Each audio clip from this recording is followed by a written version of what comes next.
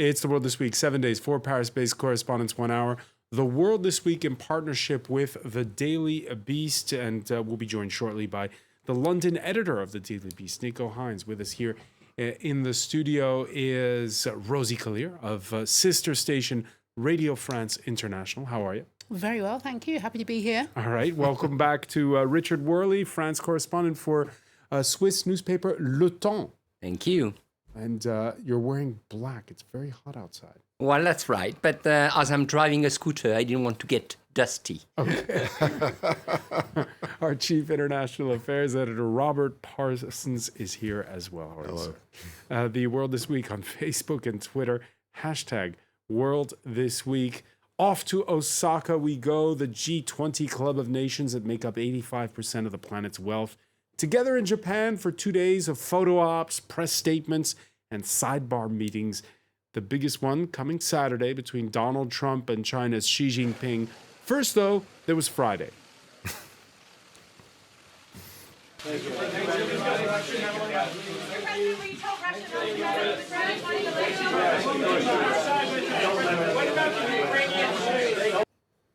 All right, Donald Trump there saying, of course I will tell Vladimir Putin not to meddle in the election.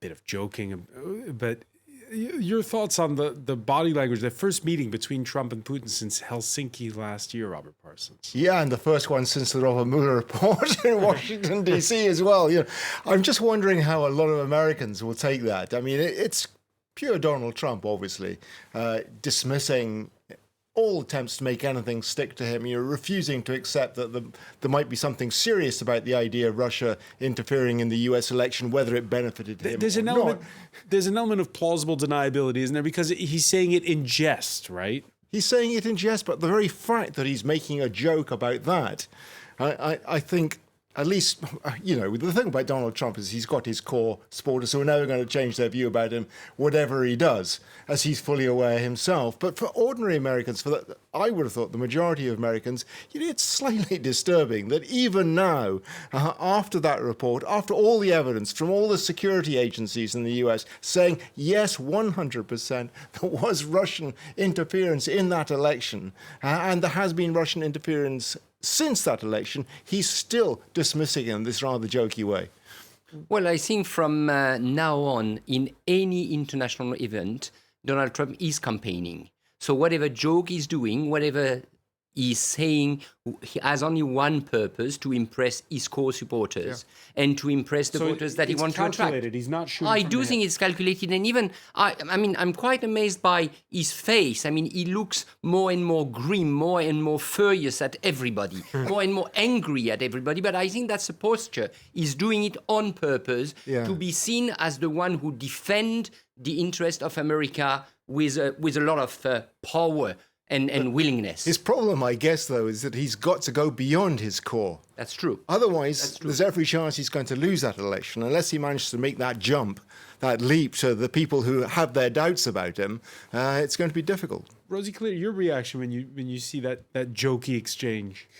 Well, again, I mean, sticking with the America first and the fact that the election's just around the corner for him, I think for me, the takeaway so far of the G20 or the run-up to the G20 is this meeting he's had with Shinzo Abe, obviously the premier there in Japan, where the meeting's being held, and the fact that he openly acknowledged, in fact, that you know, there are an awful lot of Japanese car makers in America still, which kind of goes against his America First policy, and the fact that actually Shinzo Abe's aides brought along with them a map showing in places like Chicago just how many Japanese factories remain and will remain, and so this is kind of quite contradictory and goes against his America First policy. But he also kind of needs Japan to play off against China, and you see also his meeting yesterday with Narendra Modi of India. I think that's kind of the game he's playing. He's trying to play some of China's sort of traditional rivals off against each other. So I think it's quite interesting games that he's playing. Except that you never know with Donald Trump, because one minute he, like with Narendra Modi, for instance, one minute he's been singing just a couple of weeks ago, singing the praises of India. Now You know, India's right? piling the tariffs on unfairly on U.S. goods, and something has to be done about it. And India's going to be made to pay the price. And similarly with Japan as well. Although absolutely, Rosie's absolutely right that he was praising the Japanese today for investing in the U.S. economy. Nico Hines, how far do you think the Japanese Prime Minister gets when he tries to school Donald Trump on globalization? I don't think anyone gets anywhere trying to school Donald Trump. He had some quite expensive education way back when, and I don't think he's learnt much since. I'm sort of surprised to hear you guys talking about strategy and he's trying to appeal to this and that. I just think he says the first thing that comes into his head. I think he's over there and people are saying things to him and it's all a bit of a blur in his head and he kind of just comes out with whatever is the first thing that enters his head. I don't think he's being strategic. I think if you looked at what he would, like say in advance versus what he says face to face, I think he's quite cowardly in that way. He very often says something nice to somebody when he's standing next to them. It doesn't mean to say that he's doing that for a strategic reason. It's just a kind of human nature, and he's not brave enough to raise an important issue, and he's not brave enough to say what he really thinks to people's faces. All right, so the panel split over whether or not he is calculating already in electoral mode. More broadly, the Group of 20, which, remember, was formed in reaction to the financial crisis back in 2008, the whole planet coming together at the time, at times at this summit in Osaka, appearing to talk at cross purposes. There was a workshop on e-commerce. There, Japan's prime minister and the EU pushing plans to, rewrite the rules because of the rise of digital commerce and to reform the World Trade Organization. In that argument, what critics might describe as an unlikely champion of free trade emerged. We need to encourage the movement of information, technology, and human resources to safeguard the global industry chain, sharing our strength and cooperating to achieve a win-win situation. We should not develop behind a closed door, and we cannot interfere in the market.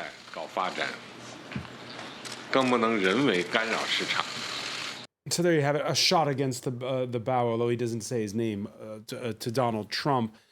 Your thoughts on what you heard from Xi Jinping there, Richard Worley? Well, you've noted that you have a Chinese president saying that we should not interfere with the markets. That's interesting because the American president is saying otherwise. But I think the G20 grouping has a structural problem because it's been formed in London. The first meeting was in London and I was there. It was been formed to protect and to foster international trade, and to try to put in place norms and regulation to do, let's say, a more sustainable trade.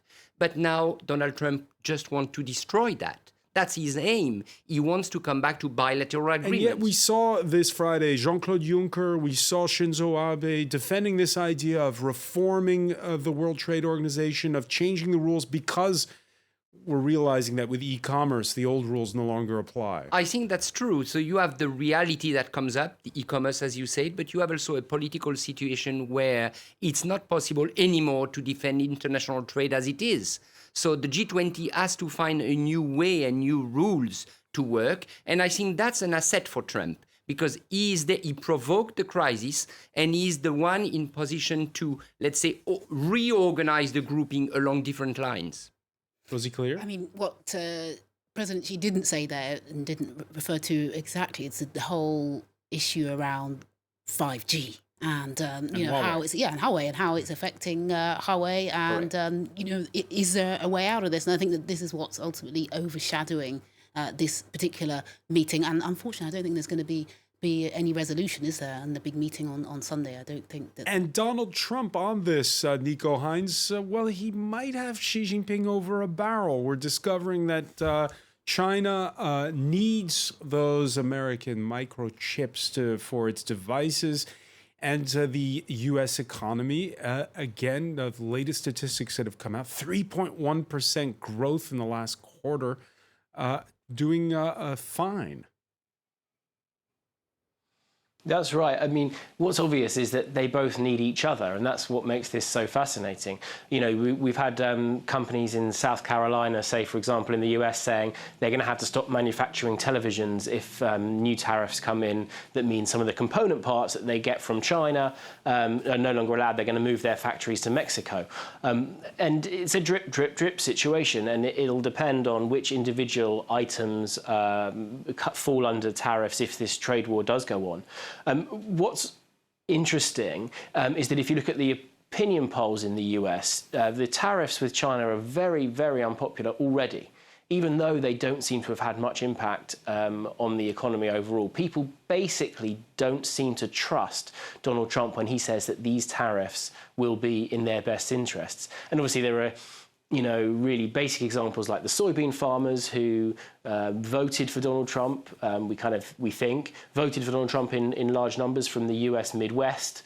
And suddenly their biggest market, China, is being kind of sheared away from the US economy. And there's going to be all of these interplay and all of these little economic falls, and people are going to be losing money here, people are going to be losing money there.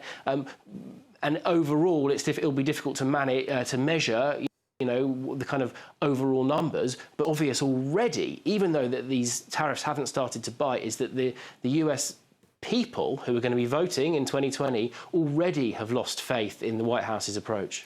Startling statistic, Robert Parsons, courtesy of the World Bank: the rise in protectionism is essentially coming from the United States. You can see that graph. The parts that are in light blue are the tariffs that have been implemented in 2018, and most of the ones implemented by other nations were in retaliation to the U.S. I mean, no big surprise, really. And then you have the ones that are being threatened by Trump in red on that graph. Yeah, another 300 billions worth of tariffs being threatened by Trump if a deal isn't reached with China. Yeah, and it was interesting, what we were saying just before, that the United States, ordinary Americans are being hit by this tariff war that's starting. The Chinese are hitting back. They can't hit as many goods as the Americans hit in China, but they can target their tariffs, and that's what they've been doing. They've been putting tariffs in areas where it's going to hurt members of the electorate who are vital to Donald Trump's political interests. But I mean, if I can just sort of spin away a little bit from what we're talking, something very interesting today as well, with President Putin talking about liberalism. And it was interesting, he gave that interview to the Financial Times. Yeah, we're talking about protectionism here as well. You said it was rather strange to hear Xi Jinping talking about globalization and rules-based commerce and so on.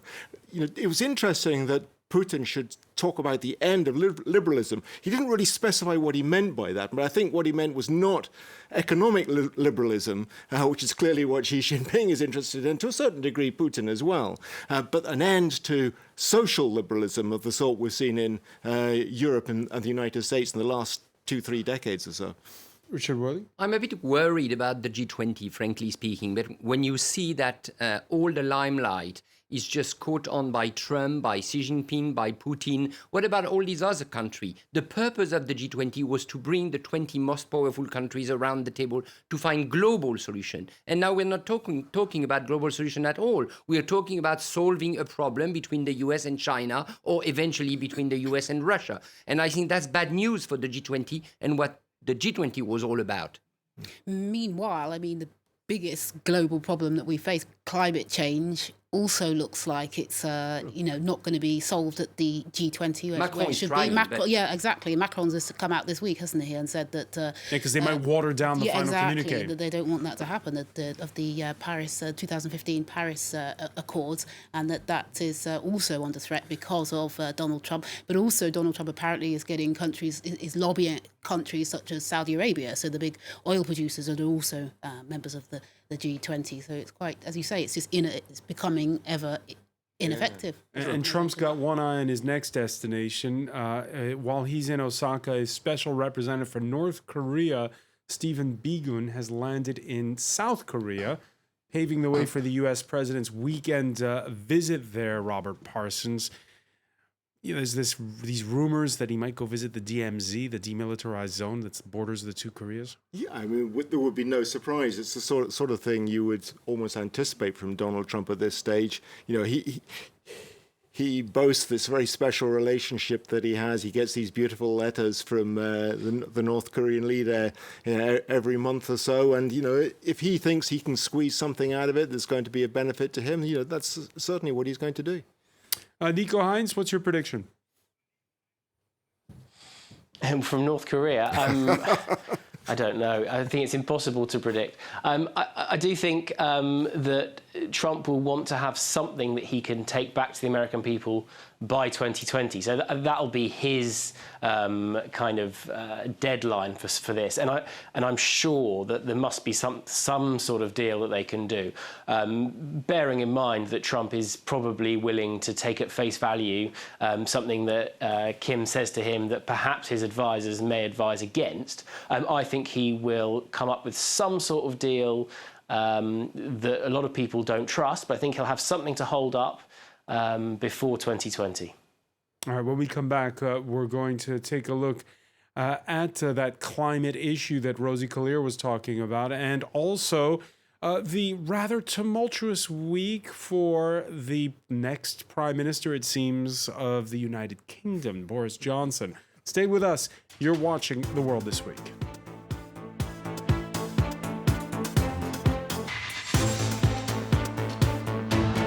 Welcome back, or welcome if you're just joining us. It's The World This Week. The World This Week in partnership with the Daily Beast. Daily Beast London editor Nico Hines is with us. Welcome back. Welcome back as well to Rosie Collier of sister station Radio France International. Richard Worley, the France correspondent for a Swiss daily newspaper Le Temps.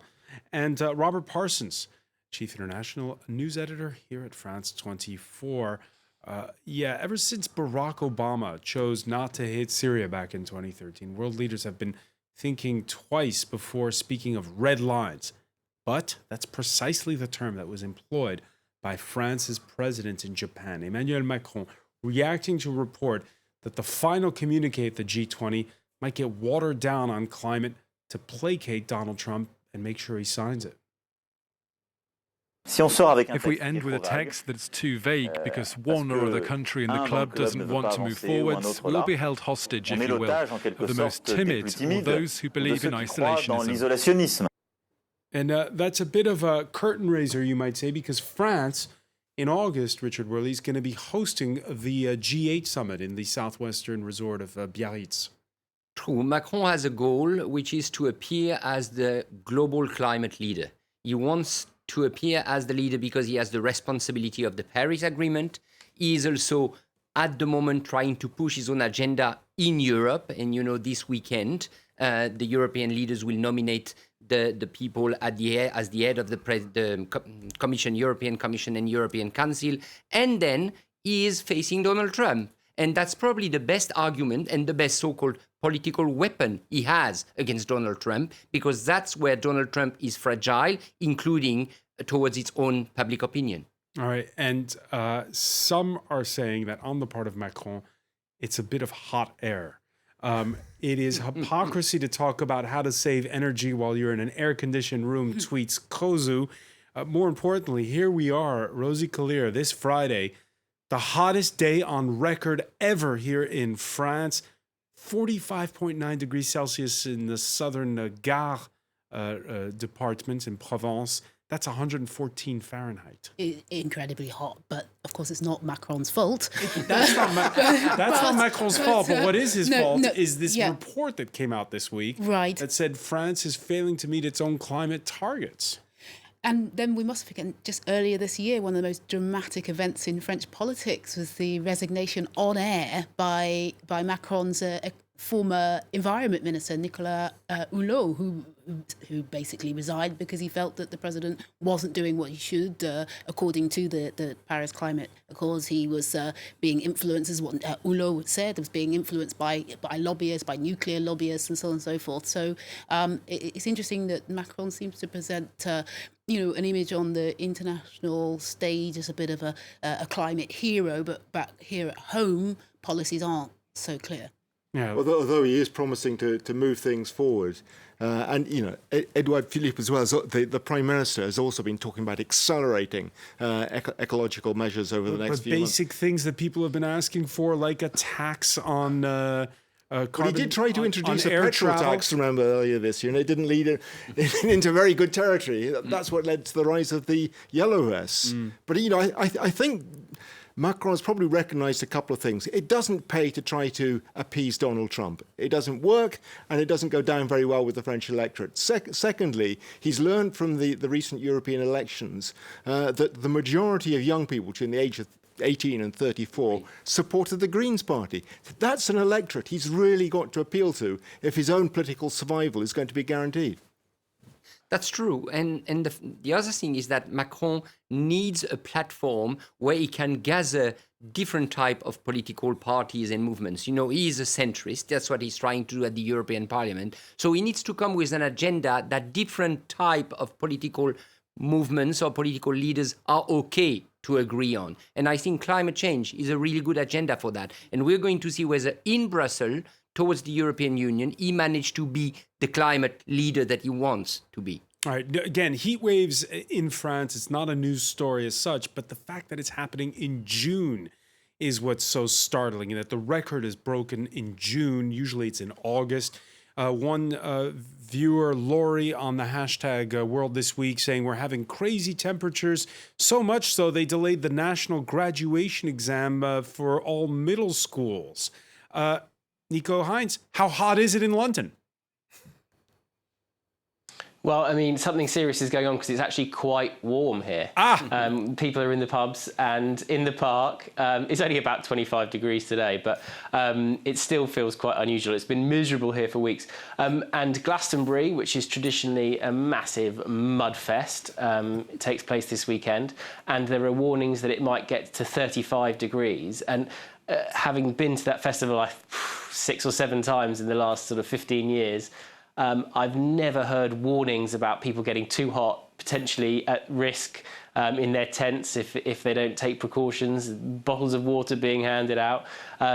This is not something we're used to. And, it's difficult to know whether you can tie this into climate change directly, but certainly people are taking notice to the way that the situation is changing.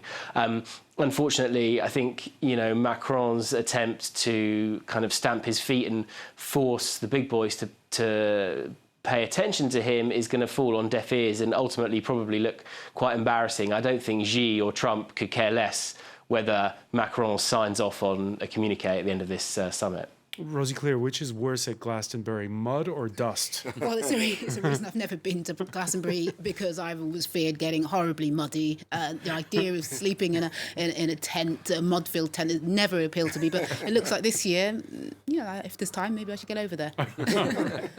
Precisely a week ago at this time, we were reflecting on why the 160,000 paid-up members of the UK Conservative Party were nearly certain to elect Boris Johnson as their next leader.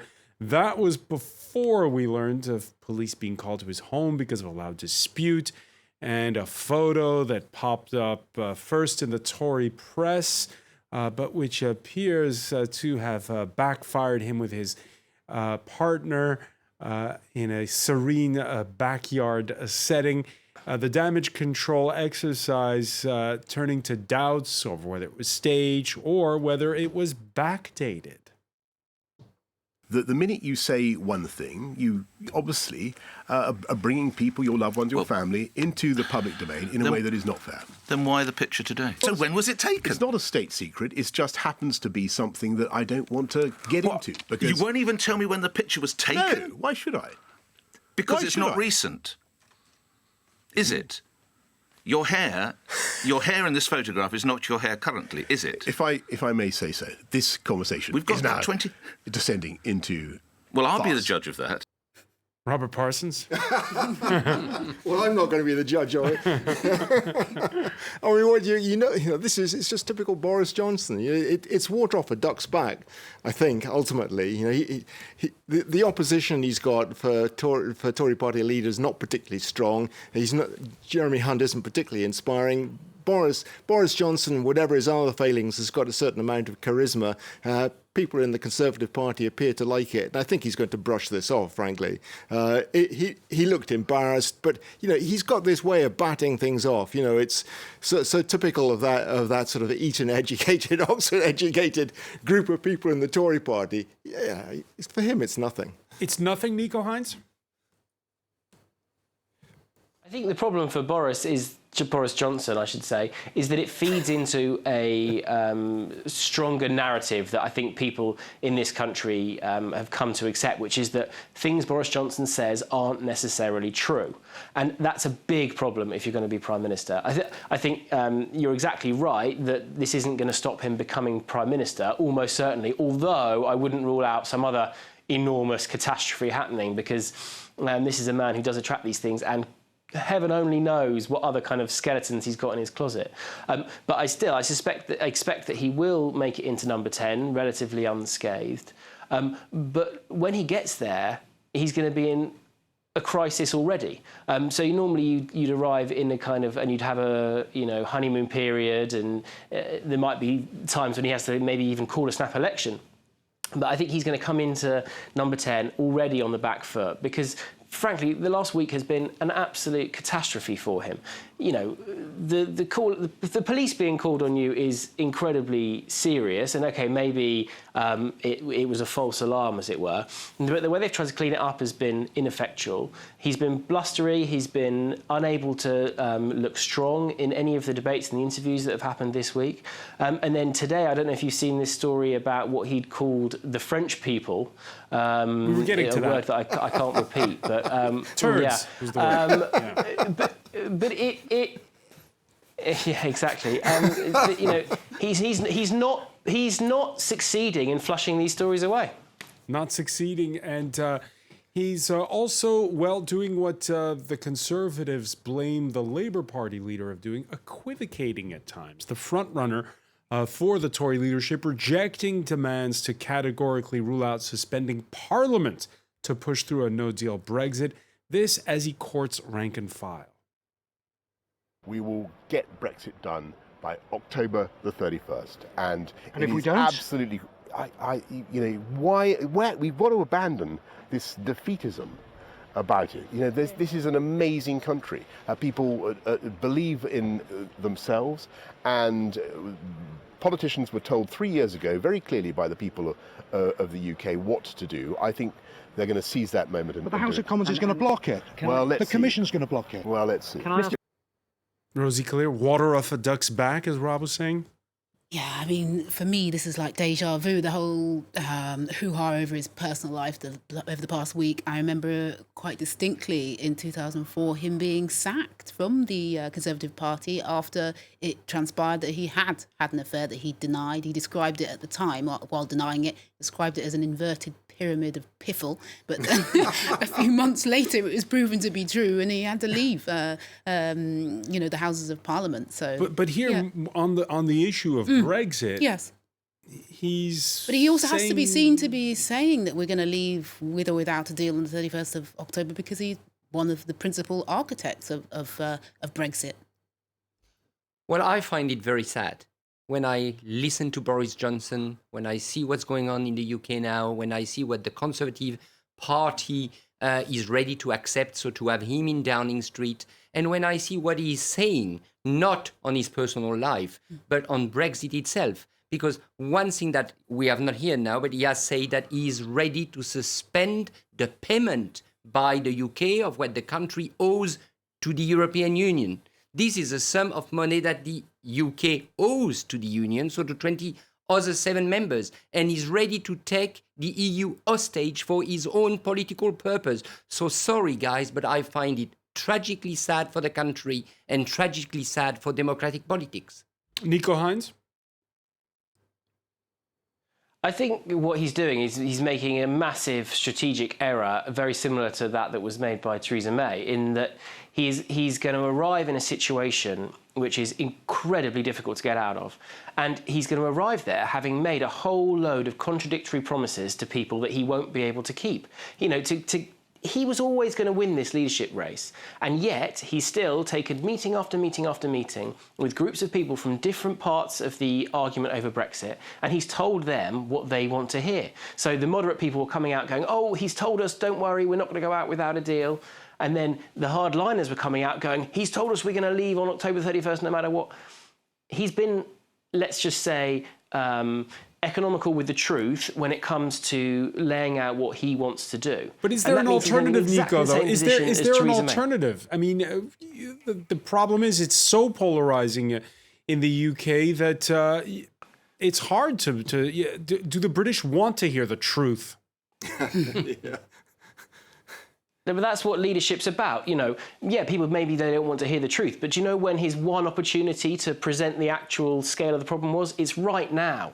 We know he's going to win. We know he's going to go into number 10. So he could be setting us up now and saying, look, we're not going to get everything we want. We're going to have to make compromises. We're either going to have to come up with some sort of moderated version of Theresa May's deal, which is going to upset his hardliners. But if he was telling them now, then at least when he then wins the election, he'd be able to say, well, look, I told you up front, and you still made me your leader.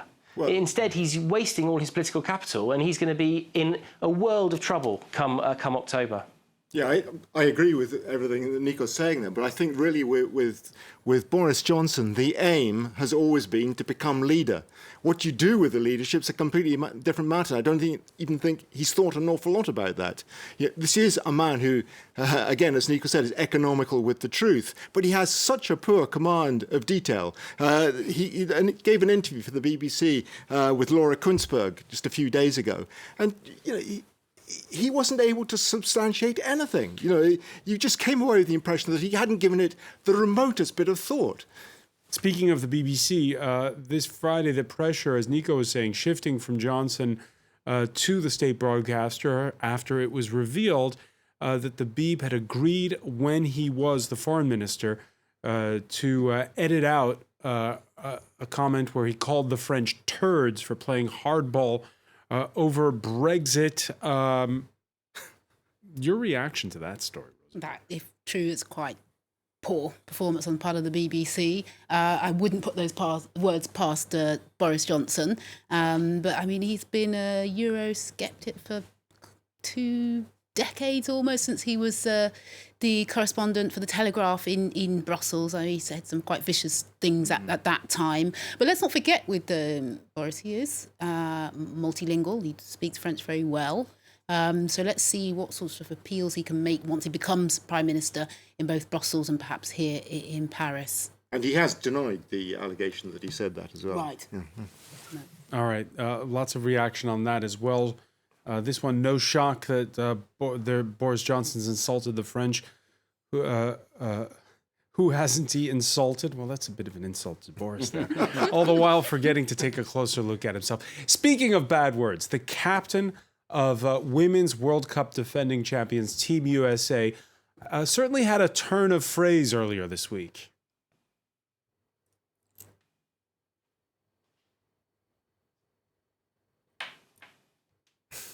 Are you excited about going to the White House? I'm not going to the fucking White House. No, I'm not going to the White House. We're not going to be invited. You're not going to be invited? I doubt it. Not going, and we're not going to be invited. Rosie, let me ask you, if Nigeria had a populist president, right, and the women's team won the World Cup, and the captain said, we're not going to effing Asu Rock, what would be your reaction? I'd be pretty shocked, and I think that's a sort of almost a form of suicide, because they certainly wouldn't receive their bonuses. So I don't think I don't think that they'd say that. But I also, just looking at that, because obviously it's been all over the press this week, but I haven't watched the video until now, and you can see she was actually, I mean, it wasn't really a formal interview situation. She seemed to be... Yeah, it was in the mix zone. Yeah, exactly. And it was back in January as well. Right. Yeah. Oh, right. But I think, but it's not surprising as well that she'd have that reaction, because she, I think, was one of the only sports people in America to have bent the knee during that whole, stance against Donald Trump. She also, apparently in 2015, at the last Women's World Cup, stood silent during the national anthem, which obviously Trump then referred to in his tweet. So this, although it's said in January, but referring to this World Cup, I think she has shown that she's quite anti-Trump, and for the very fact that she's, believes in, she's an openly gay woman. Also, she's, as I said, has supported Colin Kaepernick during that whole bend the knee thing. So this isn't coming out of nowhere, but I think the circumstances in which she said those things and the fact that it is coming out now, I think is a bit unfortunate, and I hope it doesn't distract the team. The timing is wrong. Richard Worley?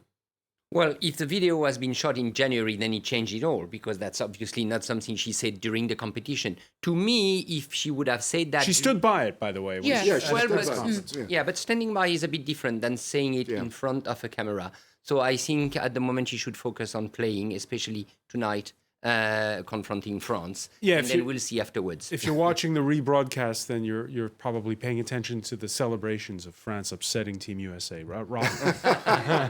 The other thing that I would take from it, it's not very mature of her to come out and say a thing like that, I think, but neither is it very mature of Donald Trump to get involved in a dispute like that. It's beneath the dignity of the presidency to get involved in a dispute on Twitter like that. But we've come so used to that sort of thing from Donald Trump, we're no longer surprised. Nico Hines, is it win-win in this digital age? A row like this, we're talking about both of them. Yeah, I think it's great. I don't see why sports people shouldn't be able to have their own opinions about whatever they want to have their opinions about. It's funny you say that she stood by the comments. I noticed that she did actually apologise to her mum for swearing, which I thought was a nice touch. She's described herself as, as you say, she's a proud gay woman, and she has described herself as being a walking protest against this White House. And I don't see why she shouldn't be able to use her, fantastic fame, which is due to her great talent and great skills, for a cause that she believes in. And I think that her explanation of why the US women's team wouldn't want to go to the White House was quite telling as well. She talked about, we don't want to extend our platform to him.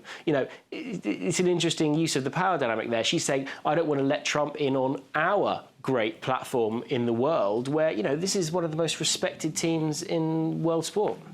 All right, one final reaction. This viewer saying, what a shame that the U.S. Soccer Federation allows such shameful displays of disrespect by Rapinoe during the anthem and then disrespecting the President of the United States with their ignorance.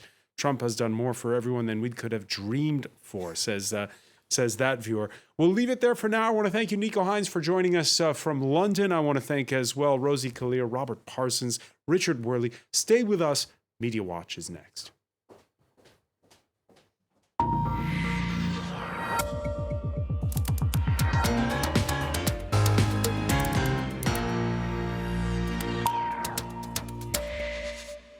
And we say hello to Erin Ogunke. You're taking a look at those Democratic Party debates, and it's kind of hard to sort through it because so many candidates, they needed 2 nights to have the first debate. Exactly. So last night in Miami was round 2 with the 10 candidates that we will hopefully see behind me at some point. There they are, all 10 candidates there. But one candidate did stand out. So we can see on this NBC News telling us that Marianne Williamson was the number one candidate searched on Google after the debate. And if none of you know who she is, that's probably normal, but you will certainly know after last night. So how to explain who she is? She's an author. She's published several New York Times bestsellers. She's kind of a self-help guru, kind of a hippie free spirit type. And this journalist has just taken some of her most emblematic tweets, I guess you could say, to kind of get an idea of what who the persona is. Humanity needs a mental shower. We need to wash off all prejudices of the 20th century and stand naked beneath the waters of eternal truths. So this is just an idea of kind of her vibe, not very political, a little bit more of a guru, if you will. So the moment that people are talking about, if we'll get sound, is her closing statement. I'm going to harness love for political purposes. I will meet you on that field, and sir, love will win. So she's addressing President Trump. Love. She wants to harness love. Harness love. Harness love to beat fear, anger, and hatred that she thinks that Trump is spreading. And so that is what people are really talking about. So the first reaction we have is of the candidates, all looking a little bit flabbergasted the night of the debate in front of her, having a hard time really understanding what she's talking about. But in addition to the candidates themselves, a lot of social media users have been reacting quite intensely to her debate performance. This man is saying he has a hangover from his Marianne Williamson content bender last night, but he can't stop. So it's addictive, and it's true. Sorting through these tweets to have an idea of what really represents her performance is not easy. We have Katy Perry saying that she sounds like Marianne Williamson after a few glasses of red because people say that she speaks with an accent from the 40s. And does she say stuff like, "You're my best friend, man," if you've had a few drinks? No, it's more related to vibes, Okay. crystals, stones, things like that. So just the actual debate itself. So she's the one who was the most searched for because the people wanted to know who she was. How did people think, who won it in terms of winning the debate, if you will? Yeah, so it's kind of unanimous. People are really saying Kamala Harris won.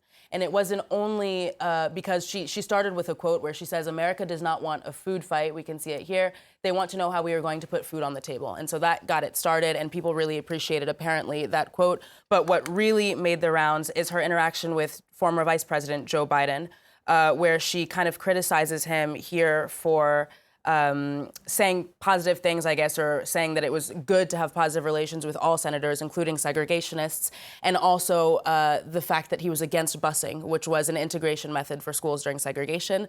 And she says that she was one of the children who was bused into schools for integration, and that deeply hurt her, that he had that reaction. So that's what people are saying shows that she'll be capable of really handling anyone in a debate, including Trump.